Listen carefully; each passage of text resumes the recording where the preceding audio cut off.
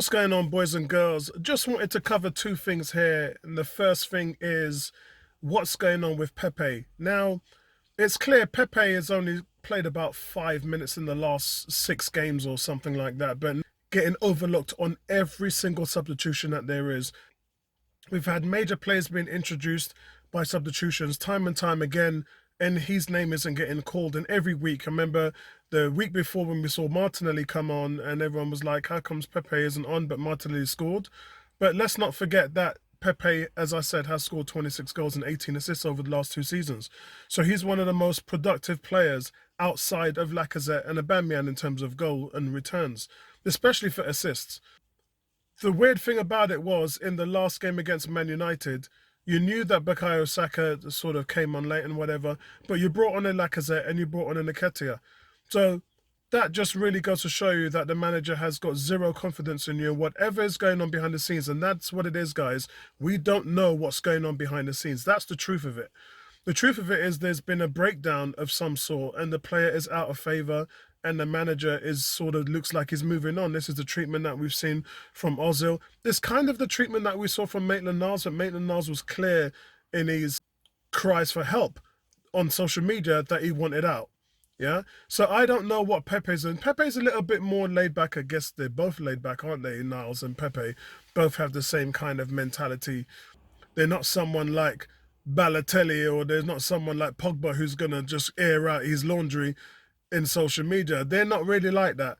And I think it's just left us with a bad taste in our mouth, because here we have one of the most productive players in the team. And by the way, he has been defending of late. That's what he's been doing. He's been running back, he's been winning the ball back, he's been closing players down. So it's not like he's putting in a shift outside the ball. And fair dues, we're coming on to Aubameyang as well. So fair dues, whatever's happening, Pepe's putting in the work, he's giving the boss 90 minutes. And also, he kind of had no help in those 3 games at the beginning of the season. Everybody was awful. And this is what I don't understand. You've got everybody being a liability, but the manager seems to be blaming him for something. I don't know what. But anyway, this doesn't look like it's going to end very soon. And it looks like it's going to drag on for a bit. But I'm firmly in Pepe's corner. I am, because for me, it's all about productivity. I don't care what you do. I don't care what you say. All I care about is what you do on the pitch. And as far as I'm concerned, there's been nobody over the last 2 seasons outside of our 2 main strikers that has been more productive than Pepe. Pepe's goals and assists combination is double that of Smith Rowe and Saka over the last few seasons. So we can't really say anything about whether this guy is pulling his weight or what can he do. We know what he can do. He just can't do it if he's sitting on the bench. And that's the frustration, that we're in a situation where we're trying to convert these chances that we're getting, because we are creating chances, but we're trying to convert these chances, and all we're seeing is man just bare missing, going wide, hitting it over the bar, or hitting it directly straight at the goalkeeper. No one's pinging it top left, top right bins, none of that. We're not seeing any of that. And I think that that's what's frustrating the likes of myself. But moving on, this moves us to Aubameyang. Now, I just want to make something clear. I made it clear on the stream, and I'm making it clear to everybody again now, that Aubameyang, since he started this season, has looked like a different player. When he remember, he didn't play in the first 3 games. When he started against Norwich, I ain't seen him work that hard, defend that hard. And actually, the manager came out last week, Arteta, and was talking about it in the media in his conference, saying that that is his minimum expectation.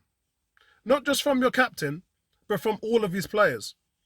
That is the minimum expectation. So that is pretty much a requirement, which is why we're seeing him work so hard. And he has been. No doubt about it. Even in the first half against Man United in the last game, I thought Aubameyang started the game really well. Had a couple of shots. One was straight at the goalkeeper. The other one was saved. It was a low shot to the right, which was saved by De Gea. But then it's all about being clinical. That's what you're paid the big bucks for. You're not paid the big bucks just to look nice and pressure, put heat on defences in the back line. You're paid to put the ball in the net. And time again, Aubameyang has just been disruptive in our play in terms of not just struggling to score himself in front of open goal, but as we saw with the Odegaard chance, hurting other players from scoring as well. And if that had gone in, by the way, Odegaard would have had 3 goals this season. Just saying. So the thing with Aubameyang and Thierry Henry is, because this is what this is all about. This is all the talk in the forum and everyone's blasting Henry. And I'm blasting him as well, because I don't know how you say, why are you taking a man off with 10 minutes to go and he's your captain and he's your talisman and all this stuff. Bro, what have you done for me lately? That's what football's all about. If you go into the top teams, all of the top teams around Europe, and you have a striker that is playing the way that Aubameyang's been playing over the last 3 or so games, how is that player still going to submit his name on a team sheet for the next game? How are you not going to take that player off? Because what you're essentially saying to the whole team, because they can all see it, all of his teammates are seeing all these chances being missed, seeing him disrupt the flow of the attack, seeing him not getting involved creatively. They're all seeing it. What do you think that message is saying when you continue to put this guy on the pitch? And Martinelli is showing you that there's another side to it, that there are hungry players. And this is what I'm talking about now. I'm going to bring Nketiah into the argument. Not so much Lacazette, because Lacazette's had some starts. He had that hungry game against Spurs where he threw his fists up. That fire seems to have sort of gone out from Lacazette. Last 2 games, I thought he's been average. I thought he's been okay. But he certainly hasn't brought a spark to the team, which is what he did against Spurs.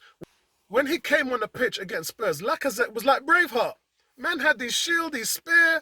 Man was ready to go to war. But I haven't seen that in the last few games with Lacazette. So you kind of have to, as the manager, go with the hot hand. I get that. I get it. But you have to find something that works, and your options are there. You went to Martinelli. Now you have to look at someone like Nketiah or Pepe. You've got to look at a different type of option, because your option right now ain't working. And remember last season when Aubameyang was showing this kind of form, Arteta benched him for Lacazette. So I've got no problem in starting Lacazette, but Lacazette has been sort of okay. I guess you've got nothing to lose, because at least you get more creativity out of Lacazette. You've got nothing to lose. At least you're going to have someone who's going to hold up the ball for a bit. He will also work hard off the ball and chase everything down. But at least you're going to get a little bit more. I think with Nketiah, you're going to get a lot more. Because Nketiah, he'll play on the flank. He'll go wide left. He'll chase down the goalkeeper playing the ball out the back. He'll run into the midfield and help the midfield win the ball back. And then when you have instances like balls coming into the box in the 6-yard line, Nketiah is going to be a guy who's going to get on the end of stuff. And in all defence to Nketiah, he hasn't really had enough time on the field. Just like Martinelli. Just like Pepe. So I think that we can't stand back and say we ain't getting the options. We got options, we're just not utilising them. And the frustration is, as them guys have been saying, Tony and Bertram, is that we're having to play with 10 men on the field. And 10 men on the field ain't going to get you into 4th, 5th, or maybe even 6th. And it's the time you act now, because, and this is against all those players who have been sort of dogging out, managers doing this, managers doing, and managers got the team into 5th place with this young team. And at the moment, it's the veterans that are letting them down. It's the Thomas Parties, it's the Aubameyangs that are letting the team down. Don't look at the kids. All right, I know Odegaard made the mistake, but Odegaard scored a goal as well. So, that, like I said in the review, it balances everything up. My issue is it's frustrating, because I only think this team is good enough to finish 8th. And what they have done lately, I'm like, boy, this team is a lot more than what I thought it is. But for some other people, it's just like they're just throwing the team under the bus, and the team are in 5th place. However, back to my point, I digress. These changes need to be made now in order for you to persist on that 5th place or 4th place. You've got to make these changes now. You've got to drop Aubameyang. You've got to make these changes now. You've got to drop Aubameyang. There's no 2 ways about it. Onto the Thierry Henry issue, as I said, Henry was really just relating it to, you wouldn't drop me with 10 minutes to go. Yeah? That's what Henry's saying. You wouldn't drop a Sergio Aguero. You wouldn't drop a Harry Kane. You wouldn't drop a Vardy. I get all that. But none of those guys are on the form that Aubameyang's on right now.